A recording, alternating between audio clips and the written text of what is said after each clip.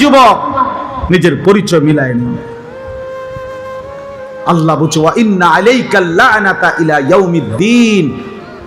ইবলিস একটা সেজদা দিলি না তো মনে রাখিস আজকের থেকে নিয়ে কিয়ামত পর্যন্ত তুই নাফরমানের উপরে আমি আল্লাহর লানত লানত লানত।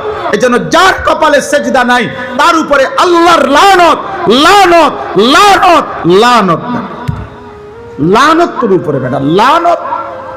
বলে ভাত তো খাই, ঘুম তো যাই, পেশাব পায়খানা তো করি, হ্যাঁ ঘুম তো আসে, লজ্জাস্থানের চাহিদা তো পূরণ হইতেছে। ওই নাফরমান এগুলা কুত্তারও পূরণ হয়, কুত্তাও খায়, কুত্তাও ঘুমায়, কুত্তাও পেশাব পায়খানা করে, কুত্তারও লজ্জাস্থানের চাহিদা পূরণ হয়, এজন্য কুত্তারও বাচ্চা কাচ্চা হয়।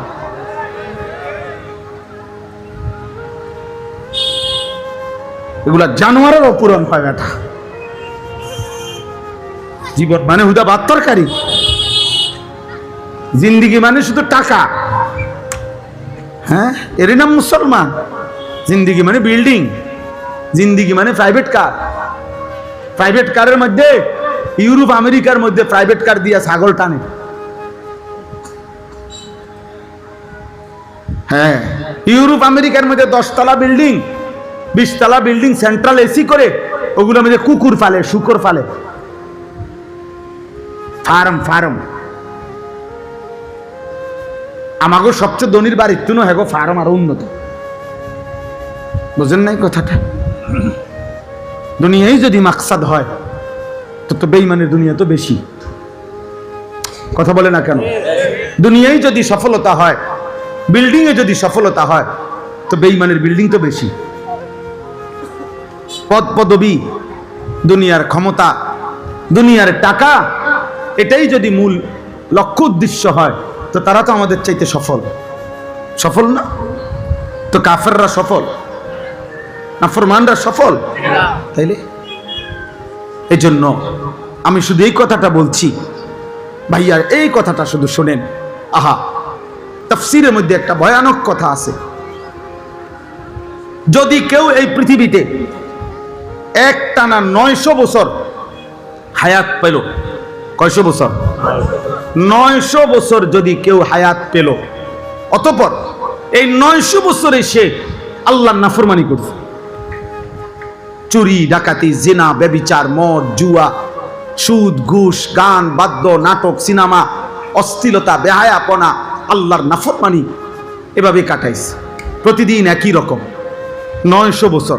কিন্তু এত নাফরমানির পরেও ধরে নেন, বুঝানোর জন্য বলছি, তাফসীরে লিখছে এত নাফরমানির পরেও 900 বছরে কোনোদিন একদিন 1 ঘন্টা 1 মিনিট 1 সেকেন্ড সে কোনোদিন দুঃখ পায় নাই।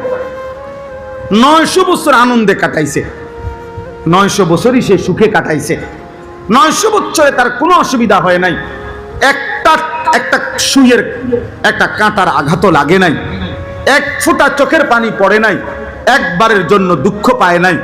এমনও যদি হয়, খোদার কসম, তাফসীরের মধ্যে লিখছে সেই 900 বছর পরে এই নাফরমান, এই পাপী যে 900 বছর সুখে কাটিয়েছে, 900 বছর পরে যখন তার মৃত্যুর সময় আসবে আর এই মৃত্যুর যন্ত্রণা সাকরাতুল মউত যখন শুরু হবে, আল্লাহর কসম যুবক, খোদার কসম বাপ, আহা, তখন লিখছে কিতাবে যে 1 সেকেন্ডের মৃত্যু যন্ত্রণা, প্রথম সেকেন্ডেই মৃত্যুর যন্ত্রণা তার 900 বছরের সুখ 1 নিমিষে ভুলায় দিবে।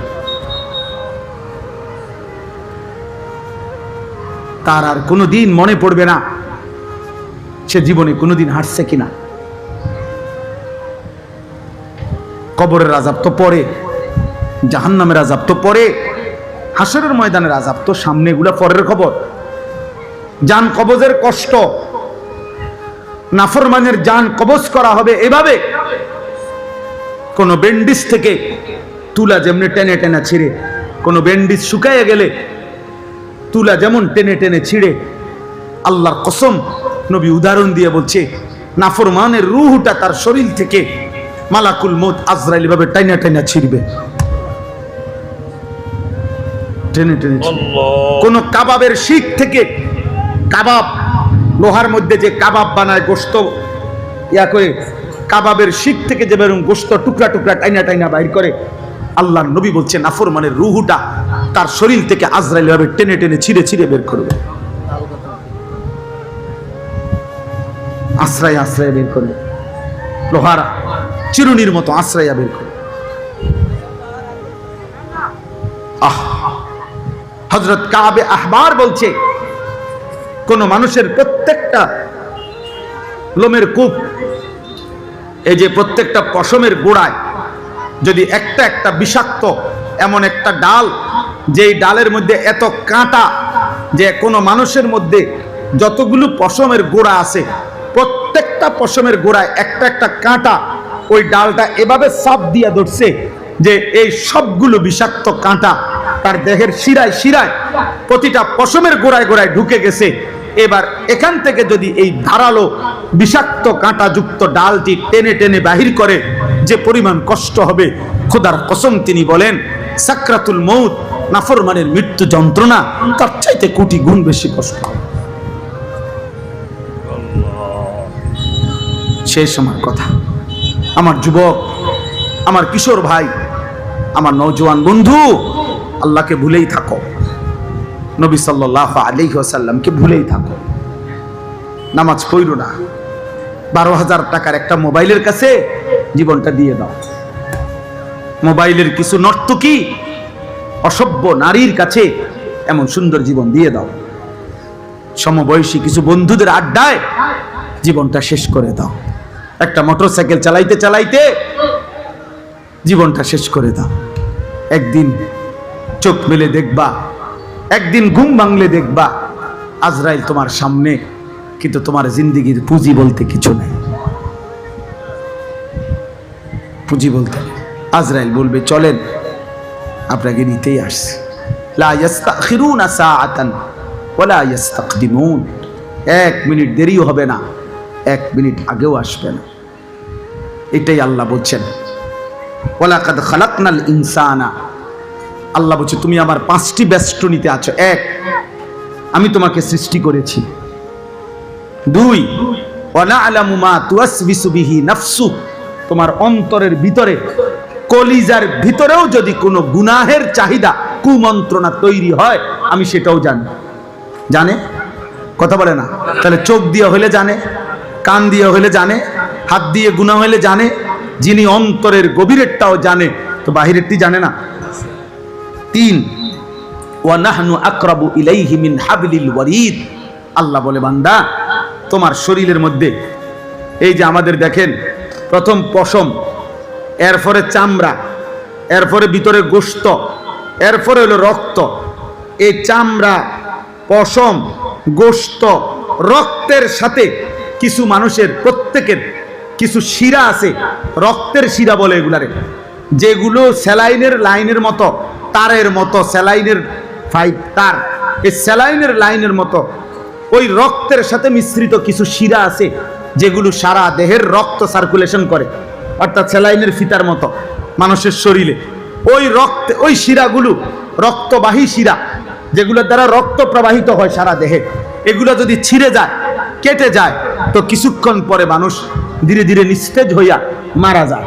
তো আল্লাহ বলে বান্দা তোমার পশম না, তোমার চামড়া না, তোমার গোশত নয়, রক্তের সাথে মিশ্রিত যে শিরা উপশিরা আছে আমি আল্লাহ তার চাইতে বেশি তোমার কাছে আছি। ওয়ারিদ মানে রক্তবাহী শিরা।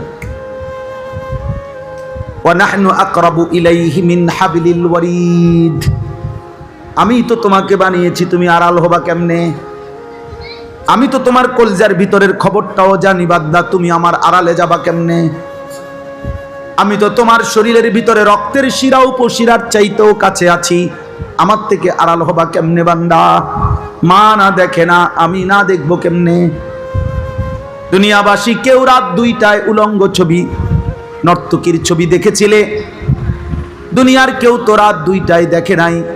রব্বুল আলামিন বলে আমি তো তোমার অস্তিত্বের শিরা উপশিরার চাইতেও বেশি কাছে আছি বান্দা, আমারে আড়াল করবা কেমনে? কেমনে বান্দা আমারে ফাঁকি দিবা কেমনে? 4 নম্বরে আল্লাহ বলেন ইজিয়া তালাক্কাল মুতালাক্কিয়ানি আনিল ইয়ামিনি ওয়া আনিশ শিমালি কাঈদ। আল্লাহ বলেন তোমার ডানে এবং বামে 24 ঘন্টা আমার 2 জন ফেরেশতা মোতায়েন আছে। আছে কিনা? আড়াল হইবা কেমনে? কেমনে বলেন?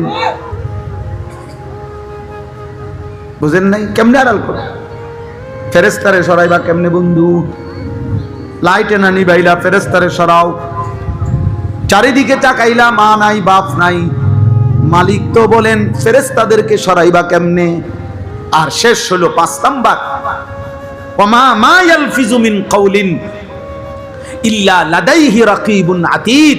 আল্লাহ বলে তোমার এই 2 ঠোঁটের মাঝখান দিয়া যা কিছু কথা বের হয়, যত শব্দ, যত উচ্চারণ, ভালো কিংবা মন্দ, উপকারী কিংবা অপকারী, জিকির কিংবা গালি, যা বাইর হয়, যা বাইর হয়, যা বাইর হয়, আমার আরেকজন ফেরেশতা 24 ঘন্টা তোমার এই জবানের উচ্চারণগুলো আলাদা লিখছে।